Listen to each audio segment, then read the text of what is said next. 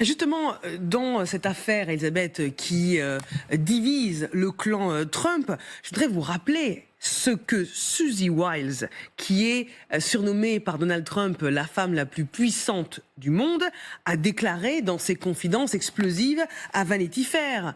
Il était, Donald Trump, dans l'avion d'Epstein. Son nom figure sur la liste des passagers. Ils étaient, vous savez, plutôt jeunes, célibataires. Enfin bref, je sais que c'était un terme désuet. Tout est mais normal. Il n'était pas célibataire. Oui.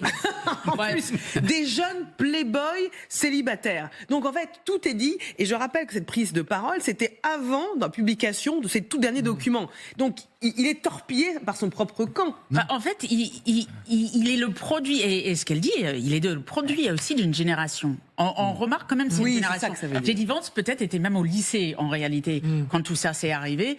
C'est la génération des parents, des miens aussi, et c'est toute une génération qui était très permissive en réalité.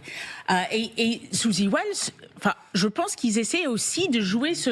Bon, tout le monde le faisait à l'époque. C'était le Boys Club. C'est les choses qui se faisaient. Or, aujourd'hui, on est dans un monde où ça ne se fait plus. Et Suzy Wiles, qui, depuis 2 semaines, dévoile tout sur tout le monde. Pardon ? On le croit que ça ne se fait plus.